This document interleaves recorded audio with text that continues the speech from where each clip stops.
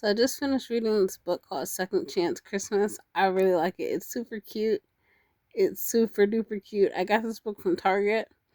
I wasn't expecting to get a book this cute, but I like it. It was adorable. It gave me warm fuzzies reading throughout. The only issue that I don't like about this book, the only issue, because I mentioned to you before that it had a lot of things similar to what I'm dealing with. The main character, she got divorced. She has two kids. Um, her ex-husband wasn't really active in her kids' lives, even when they were married. So when they got divorced, it was kind of like the same situation. She was taking care of the kids and doing most of the planning for them and all this stuff. And I said I related to that, and I really like that. The only thing that I don't like about this book is that at certain points in the book, the main character's father, his name is changed.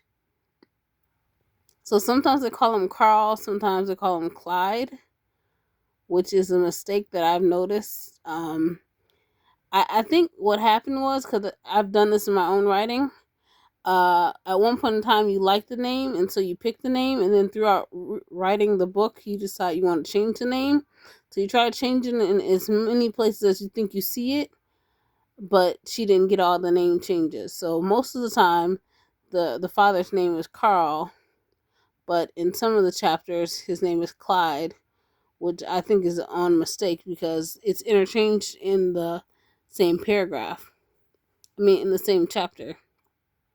So I think it was like chapter 15 and chapter 18 and maybe chapter 11.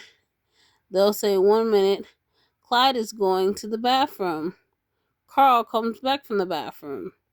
And it's like, you just changed his whole name. And I know they're referring to the same person because they're talking about his engagement.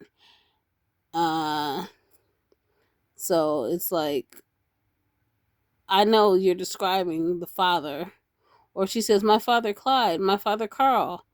She only has one father. So that's the only issue I have with the book. Besides that, it's a really cute book. I think it's the most adorable thing ever. I like it so much. I was blushing during certain points because it is a romance book, but it didn't have all the romance stomping milestones that I think it should have had. But you got to read it. It's still a good book, regardless. It's a really good book. And it doesn't really take that long to read either. I think it was only 20 chapters, and each chapter is probably maybe 5 pages or something like that.